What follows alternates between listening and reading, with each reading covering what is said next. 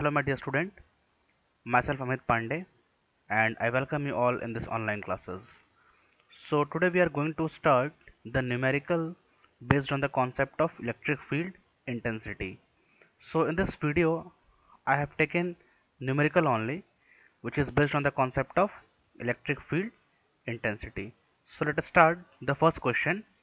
Now see here, in this first question what is given. See we have taken two charges, हमने दो charge लिया है इस point पर। ये जो पहली पॉइंट है यहाँ पर जो चार्ज लिया हमने 1 माइक्रोकूलम का चार्ज ले रखा है, और ये पॉइंट दिख रहा है आपको, यहाँ पर हमने चार्ज -2 माइक्रोकूलम का ले रखा है। अच्छा, ये जो चार्ज हमने जो ले रखा है ये हम बात कर रहे हैं वैक्यूम के लिए। तो हमें निकालना क्या है कि what is the electric field intensity at the mid point of the line joining two charges.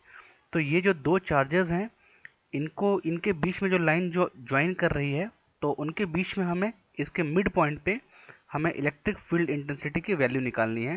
And both the charges are separated by a distance of 2 centimetre. तो ये चीज़ें आपको क्वेश्चन में गिवन है। क्वेश्चन में दोनों चार्जेस गिवन है। Question में ये बोल रहा है कि दोनों के बीच में जो डिस्टेंस है वो 2 सेंटीमीटर की है, और बीच में किसी इन दोनों के बीच में मीन्स मिड पॉइंट पर हमें इलेक्ट्रिक फील्ड इंटेंसिटी की वैल्यू निकालनी है। और ये जो सेटअप है it is in vacuum, so it is already defined the value of K in vacuum, that is 9 × 10⁹ newton meter square पर कूलम स्क्वायर।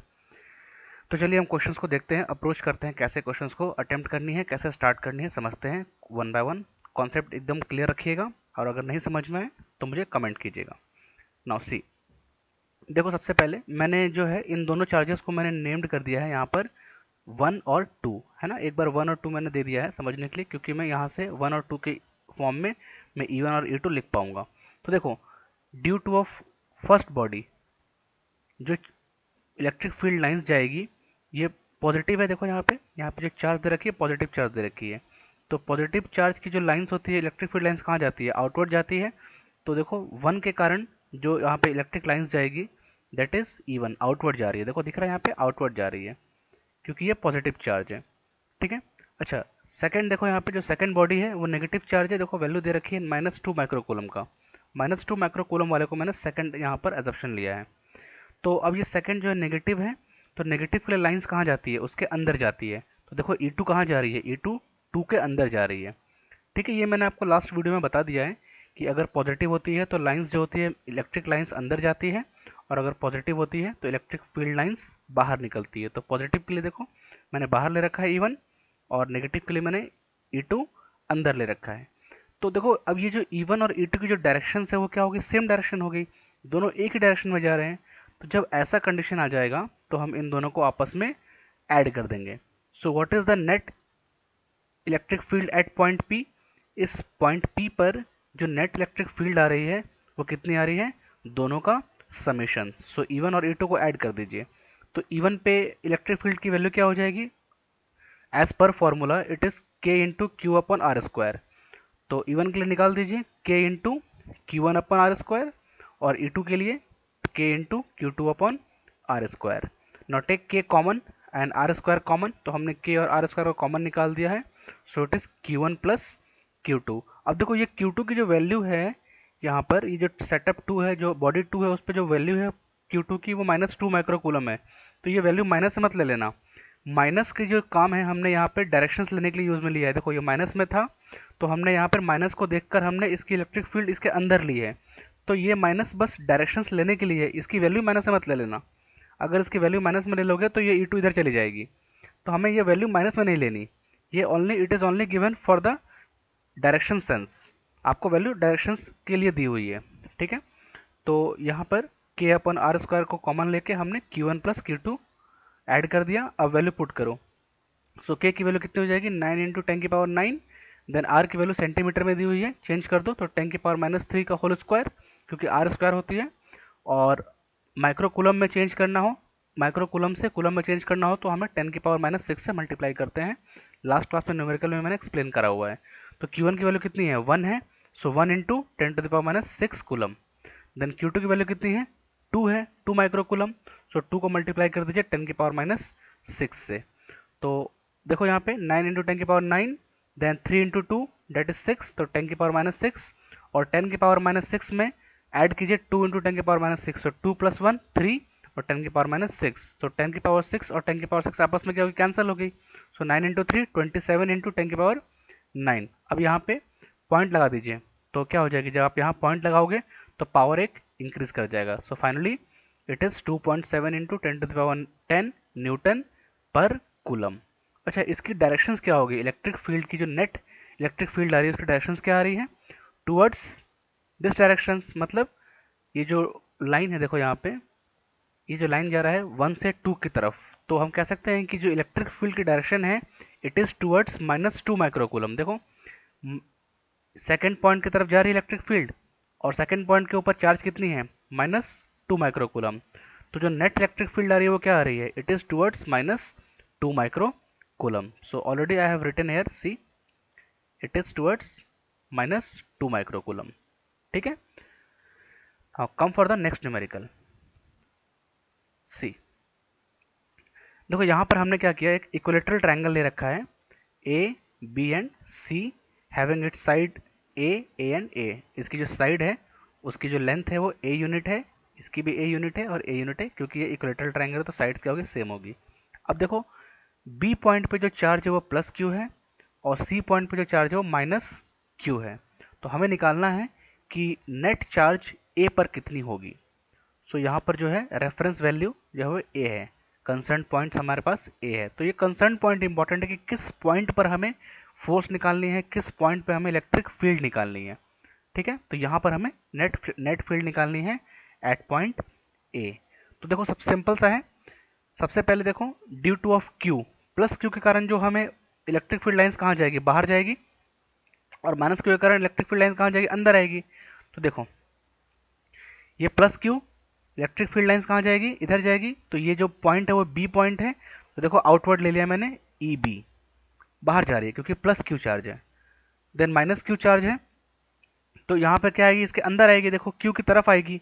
तो जो सी पॉइंट है सी की तरफ आ रही है, तो मैंने यहाँ पर ई सी ले लिया। देखो इसी का डायरेक्शन देखो, इसके अंदर है, इनसाइड, और बी की जो डायरेक्शन वो क्या है, आउटसाइड है, क्योंकि प्लस है। तो नेट हमारा जो डायरेक्शन कैसा बन रहा है, देखो ई बी की डायरेक्शन इधर और इसी की डायरेक्शन इधर बन रही है। अच्छा, एंगल की बात करते हैं। As it is equilateral triangle, so angle is 60 degree. तो देखो ये 60 डिग्री है, तो ये कंप्लीट कितनी हो जाएगी, 180 - 60, लीनियर पेयर कॉन्सेप्ट। तो जब आप 180 में 60 को माइनस करोगे तो ये कितनी हो जाएगी, 120 degree. So it is the angle between E B and E C. तो ये रहा ई बी का डायरेक्शन इस तरफ और ये रहा ई सी का डायरेक्शन इस तरफ। So what is net electric field lines और इलेक्ट्रिक फील्ड इंटेंसिटी, ये हो जाएगी आपकी √EB² + EC² + 2EB into EC cos theta, that is cos 120 degree. अब हमें सबसे इंपॉर्टेंट क्या है, हमें EB और EC की वैल्यू निकालनी है और उसे हमें फॉर्मूला में पुटअप करना है। अब देखो यहाँ पे ये जो EB जो हमें मिल रहा है it is due to of +q charge, और ये जो हमें EC मिल रहा है it is also due to of -q charge. तो ये माइनस और प्लस मैंने आपको बता दिया है कि माइनस को माइनस मत रख देना, ये दोनों हमें बस डायरेक्शंस के लिए दे रखा है, एक प्लस और एक minus. It is only use for the direction concept, यहाँ पे माइनस नहीं लिखना है, बार बार मैं आपको रिपीट कर रहा हूँ। सो दोनों क्यू है तो इनकी मैग्नीट्यूड क्या होगी, can we say that E B और ई सी जो है वो दोनों सेम होंगे।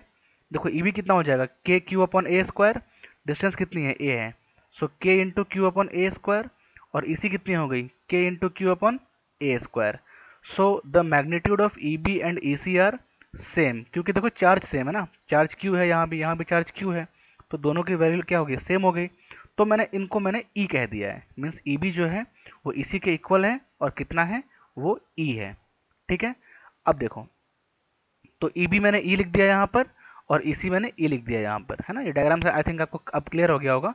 पहले आपको समझ में आ रहा होगा सर ने ई बी को ई कैसे लिख दिया यहाँ पे और ई सी को ई कैसे लिख दिया, क्योंकि यहाँ पे जो है इन दोनों की मैग्नीट्यूड सेम है। मैंने एजप्शन लिया है कि ई बी और ई सी आपस में इक्वल है, जो कि ई है। ठीक है, ई और ई। अब हम नेट इलेक्ट्रिक फील्ड निकालते हैं, तो फॉर्मूला सबको पता है, √E² + E² + 2E into E cos theta. होता क्या है, अगर मान लो E1 E2 हो तो √E1² + E2² + 2E1 E2 cos theta. तो E1 और E2 क्या है, हमारा सेम है, तो कितना हो गया, E1 E² + E² + 2E cos 120 degree. तो ई स्क्वायर प्लस ई स्क्वायर कितना हो गया, 2e²। देन ई इंटू ई अगेन 2e² और cos 120 degree minus 1/2।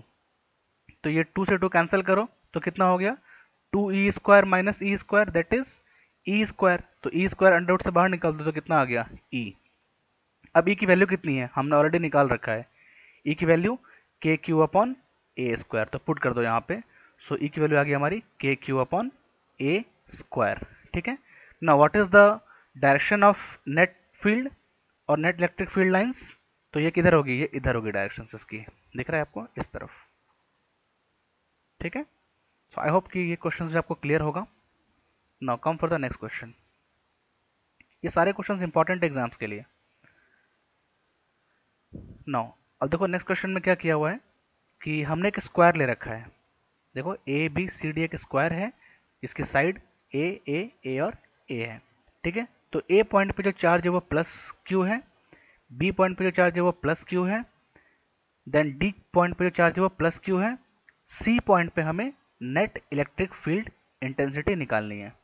So find the electric field intensity at point C. तो यहाँ पे जो रेफरेंस पॉइंट है, जो कंसर्न पॉइंट है हमारा, वो सी रहेगा।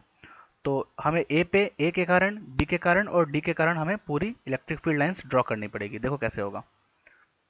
So due to of D point positive charge है तो कहाँ जाएगी, बाहर जाएगी। तो ये रहा बाहर E D. Due to of A point कहाँ जाएगी, पॉजिटिव चार्ज है तो बाहर आ गई, देखो ये E A. Then due to of B point positive charge है तो ये ई बी आ गई। तो ये जो दिख रहा है आपको, ये कंप्लीट सेटअप, ये वाली ये कंप्लीट एक डायग्राम हो गई इलेक्ट्रिक फील्ड लाइंस की। अब इसके बारे में बात करते हैं हम। बस इसका काम इतना ही था कि हमें डायरेक्शंस यहाँ पे लेनी है। नाउ सी, अब देखो यहाँ पे ई डी, ई बी और ई ए। तो हम एक बार तो ई डी, ई बी और ई ए की वैल्यू फाइंड आउट कर लेते हैं, क्योंकि जब आप रिजल्टेंट निकालोगे तो वहाँ पे हमें ई डी भी चाहिए होगा, ई ए भी चाहिए होगा और ई बी भी चाहिए होगा। अब देखो एक बार और चीज़, जो ई डी है और जो ई बी है, क्या ये दोनों जो फील्ड है वो हमें प्लस क्यू से मिला है क्या। देखो ये जो ई डी है it is due to of plus Q, और ये जो ई बी है it is due to of plus Q. तो ये भी प्लस क्यू से मिल रहा है हमें और ये भी हमें प्लस क्यू से मिल रहा है। So can we say that E B is equals to E D. देखो ई बी कितना हो जाएगा, के क्यू अपॉन ए स्क्वायर, और ई डी कितना हो जाएगा, के क्यू अपॉन ए स्क्वायर। तो मैंने ई बी को ई डी को इक्वल करके मैंने ई ले लिया, जैसे मैंने प्रीवियस क्वेश्चंस में करा था। ठीक है। तो दोनों की वैल्यू क्या होगी, सेम होगी, क्योंकि it is due to of plus Q charge. So E B और ई डी हमें मिल गया K Q upon A square that is capital E. अब मैं करूँगा क्या, अगर देखो इस केस में तीन हमें लाइंस मिल रहे हैं, ई डी का, ई बी का और ई ए का। अच्छा एक बात देखो कि अगर मान लीजिए एक बार ई ए को भूल जाऊँ, एक बार सोचो कि ई ए है ही नहीं यहाँ पर, तो अगर ई डी होता और ई बी होता तो रिजल्टेंट कहाँ होता, रिजल्टेंट ई ए के पास होता। जैसा ई ए है, क्या ये रिजल्टेंट होता क्या। ठीक है। तो मैंने देखो यहाँ पे अलग से लिख लिया, ई ए को एक बार भूल जाओ, पहले ही बोल रहा हूँ मैं, ई ए को एक बार भूल जाओ मत, ध्यान रखो। तो ये रही ई डी और ये रही ई बी, और इन दोनों का रिजल्टेंट ई आर। ठीक है। और ई डी और ई बी को मैंने ई कह दिया यहाँ पे, तो देखो मैंने ई डी की जगह पे ई लिख दिया और ई बी की जगह पे मैंने ई लिख दिया। तो एक बार ई डी और ई बी का रिजल्टेंट निकाल लो। ठीक है। तो कितना हो जाएगा, under root E square plus 2 E cos 90 degree. भाई स्क्वायर है तो एंगल कितनी होगी, 90 डिग्री होगी। ठीक है। सो इसको सॉल्व करो, कितना आ गया, 2e² प्लस 2e² कॉस 90 कितनी होगी आपकी, जीरो वैल्यू आ गई। सो ई रूट 2। तो मतलब हमें ई डी और ई बी की जो रिजल्टेंट मिल गई वो ई आर मिल गई, और ई आर की वैल्यू कितनी आ गई, ई रूट 2। अब ये डायग्राम को कंप्लीट करो।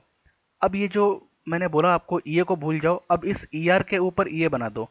तो क्या मैं कह सकता हूँ क्या ई आर और ई ए का डायरेक्शन सेम है। देखो ई ए किधर जा रहा है, इधर जा रहा है, और ई आर किधर जा रहा है, इधर जा रहा है। तो क्या दोनों का डायरेक्शन सेम है क्या। तो अगर डायरेक्शन सेम है तो क्या होगा, ई ए और ई आर आपस में ऐड हो जाएंगे। सो फाइनली हमें नेट इलेक्ट्रिक फील्ड इंटेंसिटी क्या मिलेगी, ई रूट 2 प्लस ई ए। मतलब एक बार तो ई आर और ई ए को हम ऐड कर देंगे। ये देखो ये रहा फाइनल डायग्राम, ई डी था और ई बी था, ई डी और ई बी का रिजल्टेंट क्या है, ई आर, और ई ए तो पहले से था ही, जो मैंने आपको बोला था, एक बार भूल जाओ इसे। तो ई ए प्लस ई आर क्या देगा हमें, फाइनल रिजल्टेंट, और ई नेट देगा। तो इन दोनों को ऐड कर दो क्योंकि सेम डायरेक्शन इनके हैं। सो ई√2, ई की वैल्यू क्या है KQ/A² और √2 का √2 प्लस ई ए कितना आ जाएगा देखो यहाँ पे। अब ई ए निकालो। सो देखो ई ए के लिए क्या है, ई ए के लिए जो है ये रहा ए पॉइंट और ये रहा ई ए, तो डिस्टेंस क्या हो जाएगी A to C। अब ये A to C क्या है, डायगोनल है।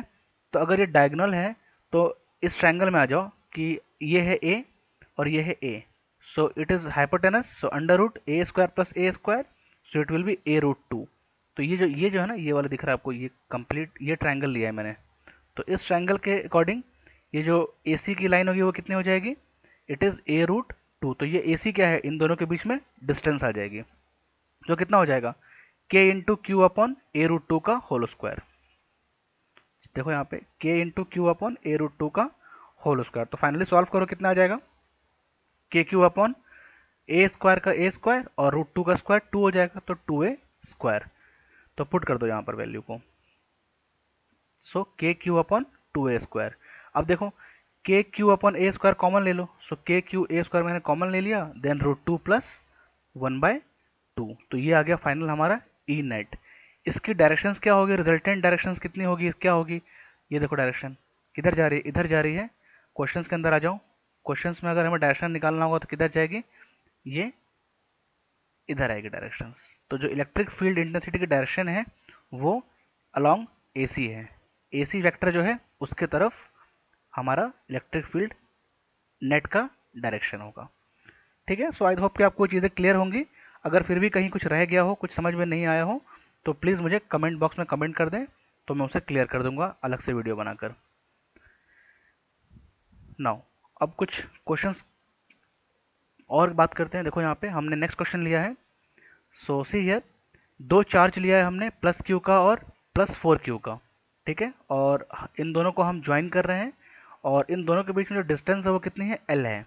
तो निकालना क्या है हमें, find the point eight which electric field is 0। ये काफ़ी बार एग्जाम में क्वेश्चन आते हैं और इनको इंपॉर्टेंट क्वेश्चंस में कैटेगराइज किया हुआ है। तो इसके कॉन्सेप्ट समझो। चार्ज आपको दे देगा और बोलेगा कि ऐसी पॉइंट निकालिए जहां पर इलेक्ट्रिक फील्ड क्या होगी, 0 होगी। तो यहाँ पे देखो कुछ कॉन्सेप्ट है, अगर चार्ज सेम है और अगर चार्ज डिफरेंट है तो उनमें क्या कॉन्सेप्ट होगा मैं आपको एक्सप्लेन करूंगा। अभी जो ये जो मैंने क्वेश्चन लिया है इसमें सेम चार्ज लिया है और नेक्स्ट वाले क्वेश्चन में मैं डिफरेंट चार्ज लूंगा, एक पॉजिटिव और एक नेगेटिव लूंगा। तो दो कॉन्सेप्ट हैं, दोनों कॉन्सेप्ट समझ लो, सारे क्वेश्चंस क्लियर हो जाएंगे। नाउ सी, ये पॉजिटिव और ये पॉजिटिव। तो देखो यहाँ पे हमने एक पॉजिटिव चार्ज और एक पॉजिटिव चार्ज ले लिया है यहाँ पे क्वेश्चंस को, और मैंने +Q वालों को 1 कह दिया है और +4Q वाले को मैंने 2 कह दिया है। तो देखो एक पॉइंट मैंने ले लिया है इन दोनों के बीच में, बीच मतलब मिडिल पॉइंट पे नहीं लिया है, इन दोनों के बीच में कहीं पर एक पॉइंट ले लिया है, क्योंकि मिडिल पॉइंट पे तो इलेक्ट्रिक फील्ड जो है वो 0 होगी नहीं। क्यों, क्योंकि दोनों की जो वैल्यू है वो सेम नहीं है। जब अगर सेम होगी तो मिडिल पॉइंट पर इनकी वैल्यू 0 हो पाएगी। तो इनके बीच में मैंने कहीं एक पॉइंट ले लिया है। अब देखो D2 + Q, electric field lines कहाँ होगी, बाहर होगी। देखो E1 ले लिया मैंने क्योंकि ये 1 है, तो ये रहा E1 D2 + Q। अच्छा, +4Q के कारण क्या हो जाएगी, इधर बाहर आएगी 2 के कारण। देखो ये 2 रहा, ये प्लस में भी है तो इधर आ गई। तो क्या दोनों आपस में अपोजिट है क्या, हाँ दोनों आपस में अपोजिट है। तो पॉसिबिलिटीज बनती है कि नेट इलेक्ट्रिक फील्ड क्या होगी, 0 हो सकती है क्योंकि अपोजिट में है। तो एक बार हम मान के चलते हैं कि इस वाले कंडीशंस में अगर हम इन दोनों के बीच में अगर पॉइंट लेंगे तो इलेक्ट्रिक फील्ड हमें 0 मिल सकती है।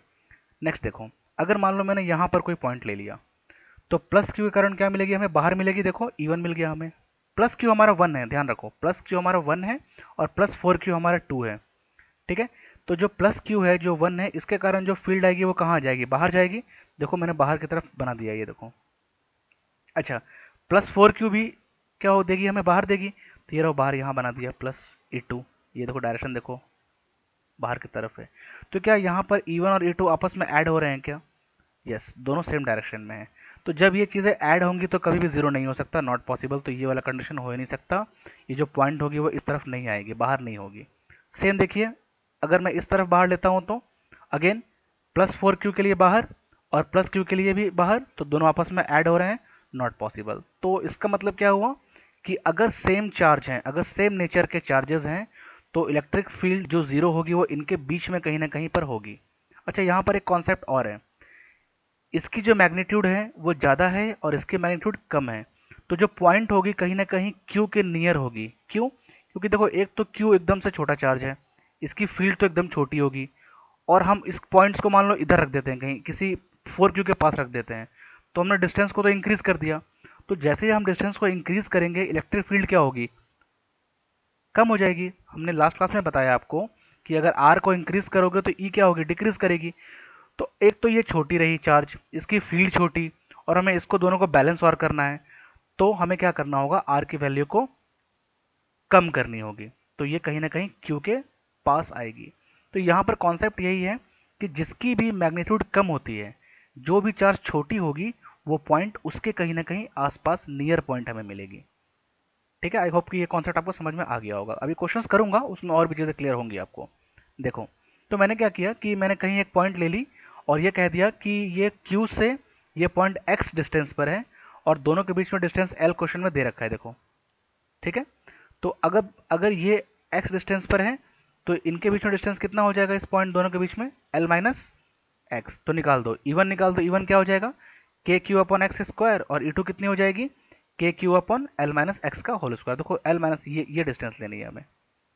ठीक है, अरे भाई इवन ये रहा, इवन निकाल दो, इवन क्या हो जाएगी, even K Q upon x square, E two किधर इधर है, देखो, तो K into 4Q upon L minus x का होल स्क्वायर। ठीक है, नाउ सॉल्व कर लो, तो के से के कैंसिल, क्यू से क्यू कैंसिल, तो कितना मिल गया हमें, L minus x upon x का होल स्क्वायर इक्वल्स टू 4। अब इसको हटाओ तो अंडर रूट में आ जाएगी 4, तो अंडर रूट 4 से बाहर निकले क्या मिलेगा हमें, प्लस और माइनस में। सबको पता है कि कोई भी चीज़ स्क्वायर रूट से बाहर आएगी तो प्लस और माइनस में आती है।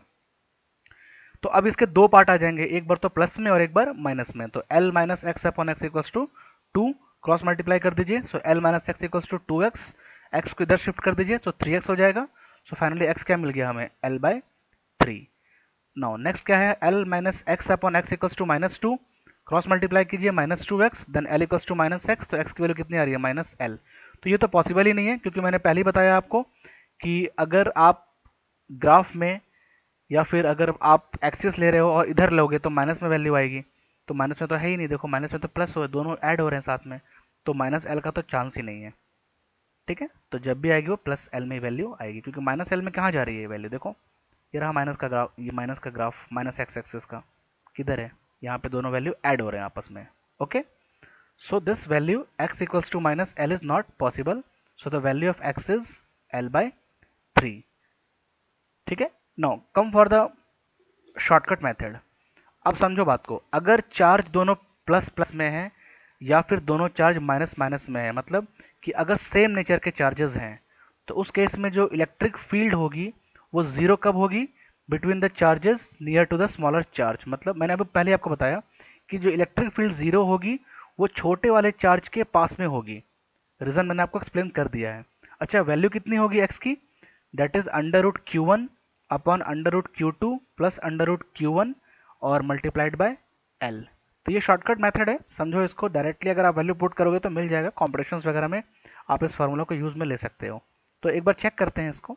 देखो L क्या है, L दोनों के बीच में डिस्टेंस आपको क्वेश्चन में दिया रहेगा ना, पुट करो। सो Q1 कितनी है, Q1 हमारा Q है, मैंने पुट कर दिया।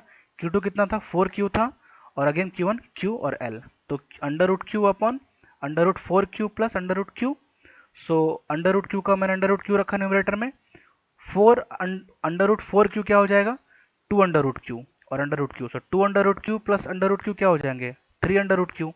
सो मैंने 3 अंडर रूट Q रख दिया। तो देखो अंडर रूट Q से अंडर रूट Q कैंसिल होगी, so it is L by 3। Answer exactly हमारा सेम आ रहा है। देखो यहाँ भी हमारा कितना आया था, L बाय 3 आया था, और यहाँ भी कितना आ रहा है, L बाय 3 आ रही है। सो आप ये फॉर्मूला CBSE में तो नहीं, बट कॉम्पिटेटिव एग्जाम्स JEE या फिर नीट में आप यूज में ले सकते हो।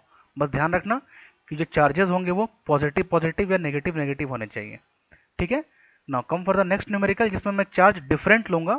पहले तो मैं एक्सप्लेन करूंगा conventional method, long method, then shortcut method. समझो यहाँ पे सेम पैटर्न का क्वेश्चन है, एक प्लस क्यू है और एक -9Q है। ठीक है, और दोनों के बीच में डिस्टेंस कितनी है, L है। तो हमें एक ऐसी पॉइंट फाइंड करनी है जिसमें इलेक्ट्रिक फील्ड हमें जीरो मिल जाए। ठीक है, तो मैं सेम मेथड रखूंगा, मैं 3 पॉइंट लूंगा और देखूंगा कहाँ कहाँ पर पॉसिबिलिटीज आती है जहाँ पर हमें इलेक्ट्रिक फील्ड जीरो मिल जाए। तो एक बार तो बात करते हैं इन दोनों के बीच में कहीं एक पॉइंट लेते हैं। तो देखो जब मैं इन दोनों के बीच में पॉइंट लूंगा तो प्लस क्यू की अब फिर से मैंने इसको 1 बोल दिया और इसको 2 बोल दिया। ये जो प्लस क्यू का है वो 1 है और ये -9 क्यू का है उसको मैंने सिस्टम 2 बोल दिया। तो देखो ये प्लस क्यू है तो ये प्लस में है तो इलेक्ट्रिक फील्ड कहाँ जाएगी, बाहर जाएगी, देखो ये बाहर जाएगी।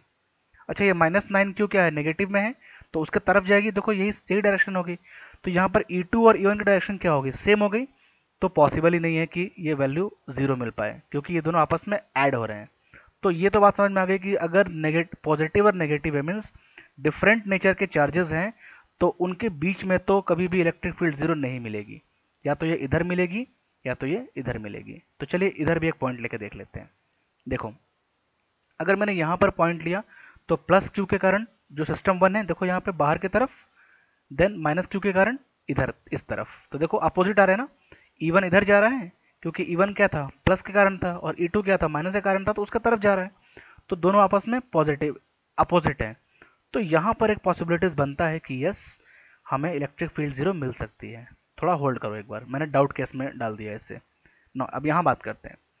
सो फिर सेम केस देखो यहाँ पे प्लस के कारण बाहर मिल रही है, देखो ये बाहर लिख दिया मैंने, और प्लस वाला 1 था तो मैंने E1 लिख दिया। अच्छा माइनस वाला 2 है तो मैंने उसके अंदर डाल दिया, तो E2 देखो इस तरफ है। तो यहाँ भी अपोजिट है, तो भाई यहाँ भी हो सकती है, यहाँ भी हो सकती है, दोनों जगह हो सकती है। नहीं ऐसा नहीं है, इस वाले कंडीशंस में नहीं होगी। क्यों, समझो बात को।